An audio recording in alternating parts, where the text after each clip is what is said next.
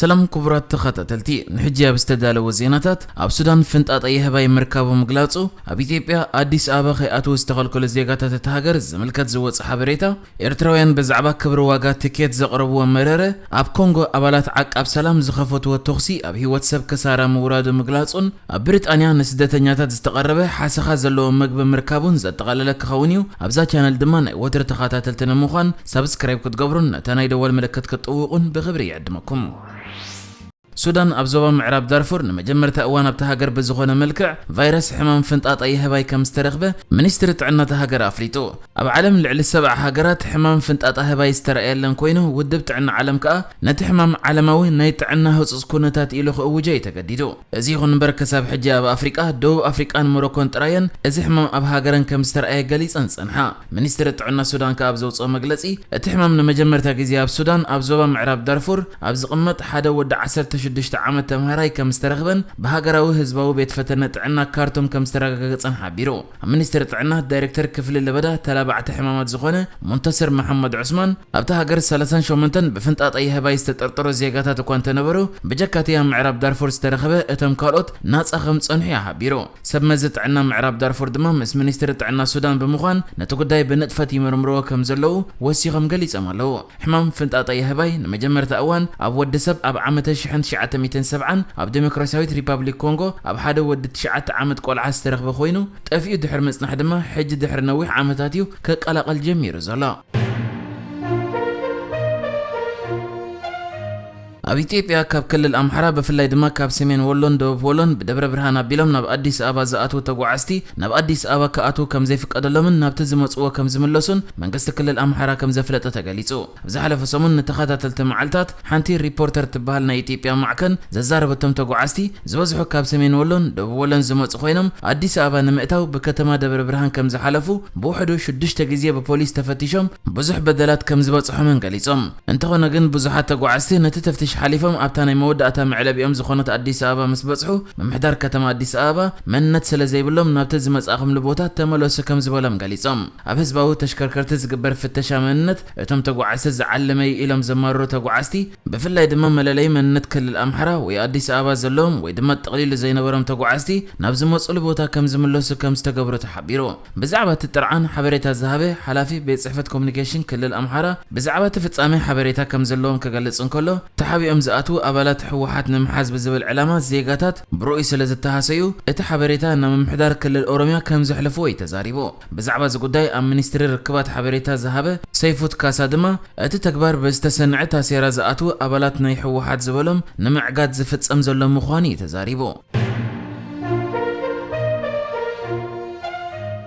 بمن قدر رأس ختمة إثيوبيا أديس أبا ناب رأس ختمة إيرترا أسمرا زقعزو كم دما كابسمرا ناب أديس أبا زقعزو إيرترا وينقياشو بسن كتير ناب أمزقن عز مسل كبر واقات كيت أمرهم زحلفك 4 معلتات أم حبرا وقصات إنترنت بتتقاقامي إزمر رز ترأي خوينو بزحات إيرتراويان بفلاي دماني إيرترا باسبورت زلوهم أتي كاب ناب أسمرا أديس أبا كم دما أديس أبا أسمرا زقبر مقاشا كابتي كاب أديس أبا ناب قلق كتماتات إيروبا زقبر مقاشا نلعلي زبتسح واقا كخفلولو يحطو تمهلاوهم تقليزو مبزحتهم كابزم إذا كبر واجد سألوهم زلدما اتم كاب إيرترا ناب أديس أبا بيتسبب كرئي يخون كال حكم النووي ويدما نايسرح مجاشخ قبر زموت إيرتراويان زيغاتات كوينم نايز كبر واجد مخنيات كساب حج قلص كم زي كونيم زقلصو كساب حج خاب بالزعبازي بقال إيرتراويان زقرب زلون ناي واجد مخبار مرره بزملكات بوغن من قد داير إثيوبيا زوت حبريتا يلن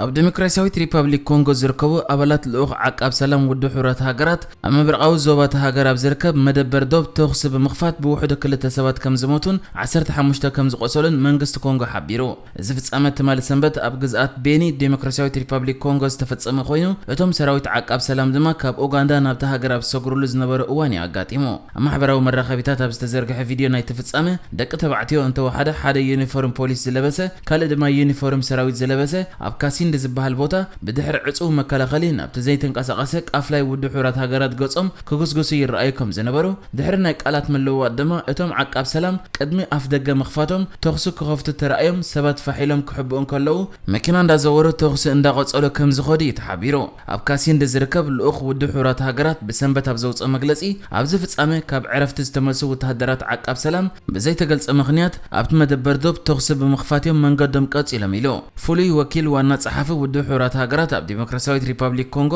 ቢንተው ኬይታ ምርመራ ተጀሚሩ እቶም ጥርጥራት ኣብ ትሕቲ ቀይዲ ኣትዮም ምህላዎም ሓቢራ ምዚ ክዝረበሉ ዘይክእል ፍጻሜ ዘይሓላፍነታዊ ኣካይዳ ተጋጢሙ ፈጸምቲ ናይቲ ተኽሲ ተለልዮም ኣብ ትሕቲ ቀይዲ ኣትዮም እቲ ድሮ ምስ ሰበስልጣን ኮንጎ ብምትሕብባር ዝጀመረ ምርመራ ድማ መደምደምታ ክበጽሕ ቀሪባ ኣሎ ክትብል እውን እዛ በዓል ስልጣን ተዛሪባ ነሳ ወሲኻ ሕጋዊ መስርሕ ብህጹጽ ክጅመር ምስ መበቆል ሃገረቶም ወተሃደራት ርክብ ተገይሩ ከም ዘሎ ክትገልጽ እንከላ ሽም ናይቶም ኣባላት ዓቃብ ሰላም ይኹን ዝመጹሉ ሃገር ግና ኣይገለጸትን እዚ ከምዚ ኢሉ እንከሎ ድማ ዋና ጸሓፊ ውድ ሕራት ሃገራት አንቶኒዮ ጉቴሬስ በቲ ፍጻሜ ተቆጢዑ ከም ዘሎን ተሓታትነት ክህሉ ከም ዘለዎን ሓቢሩ ጉቴሬስ ብዛዕባ እቲ ብኣባላት ኣሃዱ ዓቃብ ሰላም ዝተፈጸመ ተኽሲ ምስ ፈለጠ ሓዚኑን ተጨኒቑን ክብል እውን መግለጺ ውድ ሕራት ሃገራት ሓቢሩሎ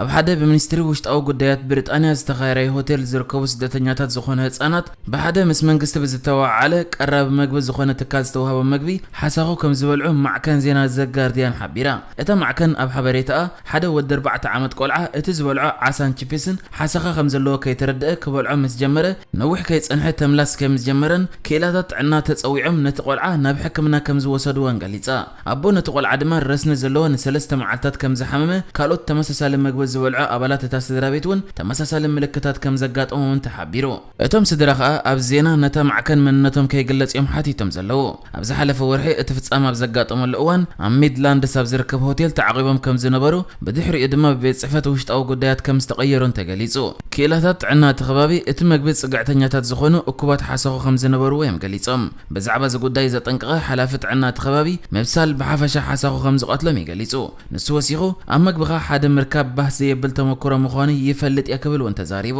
ብተወሰኺ ኣብቲ ሆቴል ብምኻድ ምርመራ ክግበር ምዃኑ ሓቢሩሎ እቶም እዚ ፍጻመ ዘጋጠሞም ስድራቤት ናብቲ ምስ ቤት ጽሕፈት ውሽጣዊ ጉዳያት መግቢ ክቕርብ ዝተዋዓለ ትካል ጥርዓን ኣቕሪቦም ኣለዉ ሓደ በዓል ስልጣን እቲ ትካል ኣብ ዝሃቦ መልሲ ድማ ኣብቲ መግቢ ገለ ዓይነት ሓሳኹ ከም ዝነበሩ ከረጋግጸልኩም ይፈቱ ኣብቲ እዋን ድማ እቲ ሆቴል ብዛዕባ ህላወ ናይቶም ሓሳኹ ኣብቲ መግቢ ኣፍልጦ ተዋሂብዎ እዩ ኣብቲ እዋን ይቕሬታ ተሓቲቱ ነይሩ እቶም ሓለፍቲ ኣባይቲ ድማ ቅድሚ ኣገልግሎት ምሃቦም ንጽሬት ናይቲ መግቢ ክምርምሩ እዮም ክብል ተዛሪቦ نحجز تدالو الزيناتات ازينيرو بكالك ساب نرغب سلام نعخم